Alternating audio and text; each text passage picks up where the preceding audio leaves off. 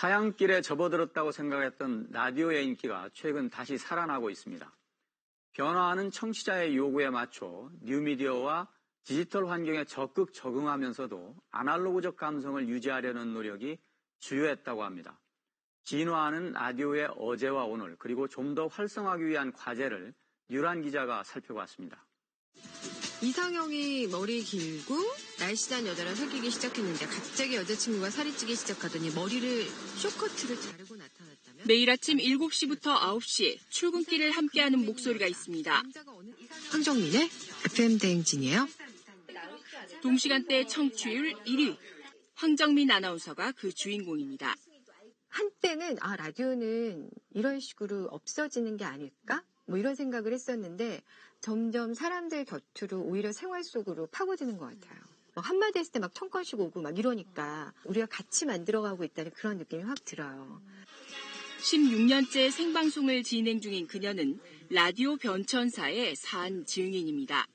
예전에는 내가 라디오에 뭔가 참여를 하려면 뭐 엽서를 써야 하고 그걸 보내야 하고 시간이 걸리고 그러니까 나도 잊어버리기도 하고 이랬는데 점점 그리고 나서는 인터넷에 게시판이 생긴 거예요. 홈페이지라는 게. 근데 홈페이지도 좀 시간이 걸려요. 왜냐하면 오늘 올리면 그걸 그 다음날 확인을 하거나 이렇기 때문에. 근데 이제는 그런 시차가 없이 이 문자로 서로 주고받는 어떤 라디오의 진화 과정을 거치면서 더 밀접해졌다고 할까요?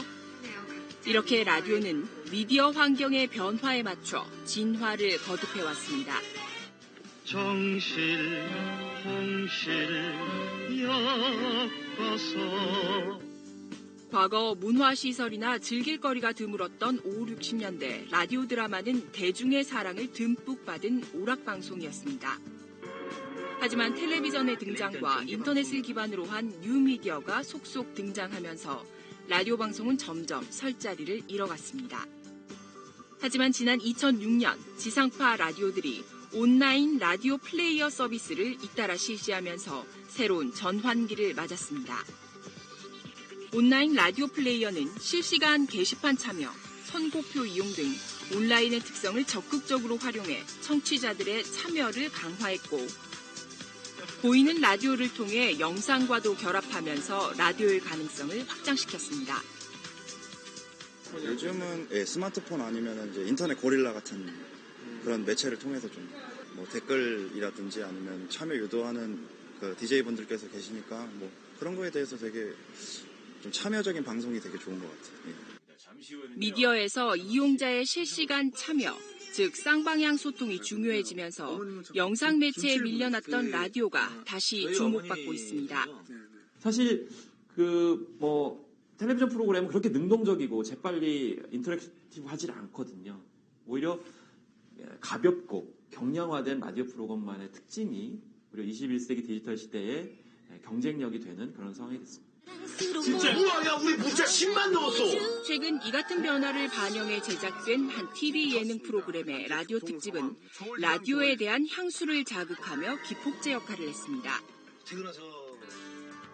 해당 라디오 홈페이지에는 방송을 보고 라디오를 다시 듣기 시작했다는 사람들의 게시글이 줄을 이었습니다. 이 프로그램은 다음 날 미리 녹음해둔 방송 대신 생방송을 결정하며 새로운 청취자들과 발빠르게 호흡했습니다. 왔어요. 빠졌어요. 깔았어요. 무한도전 때문에 미니를 깔았다는 새싹들 사연을 읽으며 알았습니다. 진정성도 전염성이 꽤 높다는 것을 알았습니다. 무엇보다 현대인들의 분신이라는 스마트폰에서 라디오를 듣게 된 것이 라디오 제2의 부흥기를 이끌었습니다. 특히 무엇보다도 이제 이동 간에 이 청년 세대들 같은 경우는 너무나 많은 일들을 하고 있는 상황 속에서 물리적으로 다른 일을 함에도 불구하고 뭐 정보라든지 지식들을 얻을 수 있는 굉장히 유효적절한 매체가 라디오이기 때문에 스마트 모바일 환경이 결합됐기 때문에 훨씬 더 그 기능들을 더 이제 강화시킬 수 있는 그런 시점이 됐다고 생각이 듭니다. KBS 쿨 FM 더 가까이 최다니엘입니다는 지난해 이 같은 변화를 적극적으로 활용해 라디오에서 실종 어린이를 찾는 획기적인 방송을 선보였습니다. 더 가까이 최다니엘입니다. 실종 어린이 찾기 캠페인 벌써 이렇게 2주 가까이 지나고 있네요. DMB를 통해 어린이들의 사진을 띄우고 문자와 SNS 등 다양한 디지털 방식을 이용해 청취자들의 참여를 유도했습니다. 15회에 걸친 이 새로운 도전은 올해 ABU 라디오상 수상으로 이어졌습니다. 이렇게 변화와 재도약의 시기를 맞은 라디오지만 현재 방송 환경이 전혀 다른 지상파 TV와 같은 범주에 묶여 있어 한계가 있다는 지적이 나오고 있습니다. 진입 규제라든가 혹은 소유 규제라든가 혹은 광고 규제, 그다음에 장르 규제, 내용 규제 모든 측면에서 텔레비전과 유사한 어떤 형태로 이루어지기 때문에 라디오에게는 그게 굉장히 큰 어떤 족쇄와 같은 역할을 하기 때문에 최근에 어떤 미디어 현황을 고려한다면 충분히 재검토를 해야 되고 특히 매체적 특성을 고려하지 않은 광고 규제가 문제라는 분석이 많습니다. 실제로 가장 큰 수익원인 라디오의 광고비 비중이 전체 매체 중 2%대에 불과한 데다 이마저도 최근 3년간 지속적으로 낮아지고 있습니다. 우리보다 앞서 라디오의 위기를 맞았던 영국은 지난 1992년 라디오 전담 지능기구를 설립하고 라디오 매체의 특성에 맞는 광고를 개발하는 등 다양한 지능 정책을 펼친 결과 지금까지도 라디오를 듣는 인구가 꾸준히 늘고 있습니다. 1992년과 2004년 약 12년간의 이 데이터를 분석을 해보면 영국 광고 시장의 규모가 약 4배가량 증가했다는 것을 알 수가 있습니다. 그래서 그만큼 어떤 이런 그 라디오라는 매체의 속성을 잘 반영할 수 있는 라디오 광고 지능기구가 굉장히 필요한 상황이 아닌가.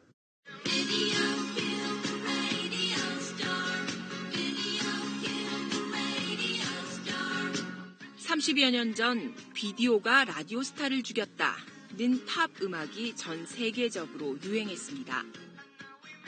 하지만 라디오는 오히려 디지털 시대 뉴미디어를 기반으로 아날로그적 감성에 날개를 달았습니다.